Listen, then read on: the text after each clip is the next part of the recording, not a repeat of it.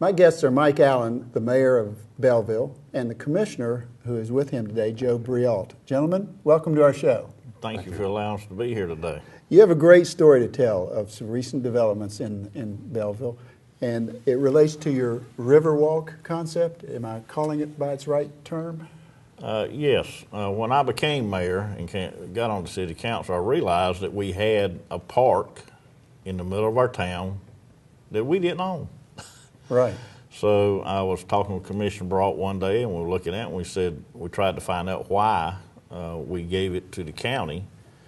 And Joe came up with a new vision, new concept, and then I went to our county commissioners and asked them if I could get my park back for the town of Belleville. And we sat down, and through their gracious negotiation, and we'd love to thank all of the county commissioners because absolutely, we showed them our concept. Joe did a presentation to them. They liked it, and they gave the park back to the town of Belleville. So the commissioners conveyed the property back to Belleville. Yes. And you guys and other leaders in the county, in the Belleville, are putting together this Riverwalk concept.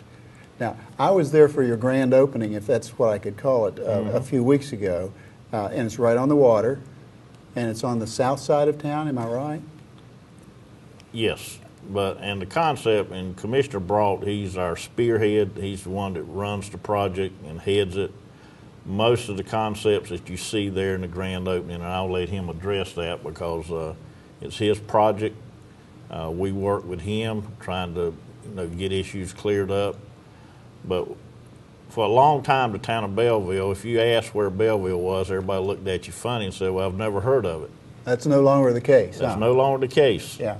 So we had something that had a natural beauty, something we could take that the townspeople could enjoy and put us on the map.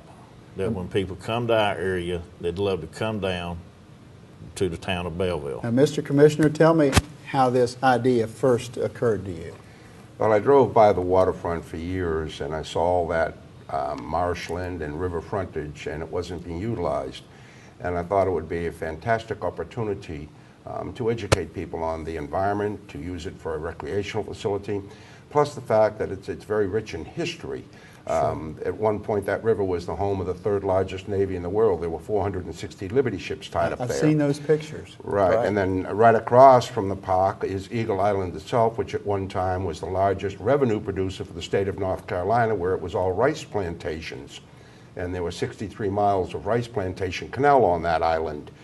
So when you put all the factors together, you have an ecological entity, you have an environmental entity, you have a historical entity, and I felt that we needed to put this all together into a concept that people could use. And we currently have what will be the largest publicly accessible waterfront on the entire length of the river, more than any other city in town, including Wilmington, publicly accessible. And that's our intent, to allow that to preserve the natural resources and yet give the public access to the natural resources and teach them in the process of what we're doing. Right. Now, paint for our viewers a picture of what the park might look like 5 or 10 years from now. Well, currently the park is 28 acres, and we have a 2,500 square foot observation deck that goes over the water, and we have a boat launch that we're working on having dredge to fulfill. Within the next 2 years, we'll have a 125-foot fishing pier going out into the river. We'll have another 1.5 miles of walking trail paralleling the river along the waterfront. We will have an educational pavilion that's being constructed with a grant from Duke Energy going up in the facility.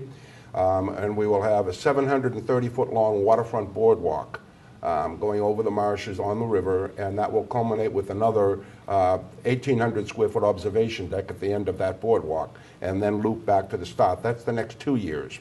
Within the next 5 years, we intend to carry that park across to the Battleship North Carolina Memorial, making that a 5-mile long waterfront entity, which will make it one of the largest publicly accessible waterfront parks on the entire East Coast.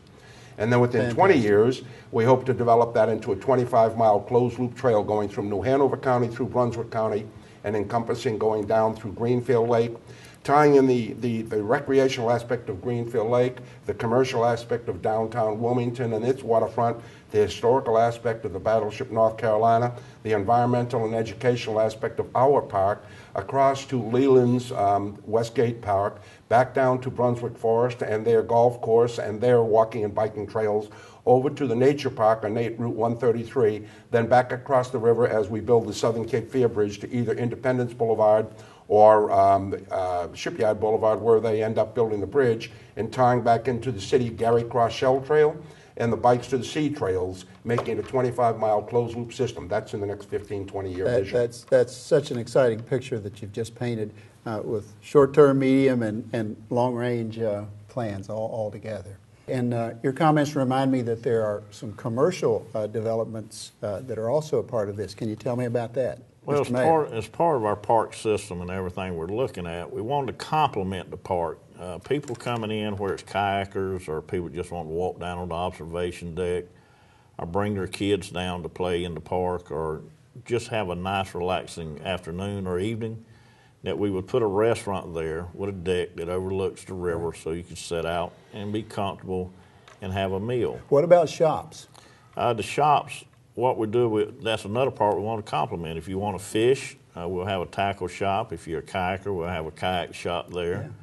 We may have a little ice cream shop for the kids to come in, as well as a place, you know, with some of the artifacts that have been taken there. We also want a space that we'll have there to identify part of the historical portion of the Belleville plantation that used to be there, as well as some of the Indian artifacts that were found, and those will be on display. Now, each of you have mentioned the importance of history and culture. So there is an educational component to this. Tell me about that as well. It goes further. What we're doing with the grant we received from Duke Energy is we plan on being able to integrate the entire K-12 science school curricula from the park. We'll take students from the classroom, bring them to the field, and do live training in the field.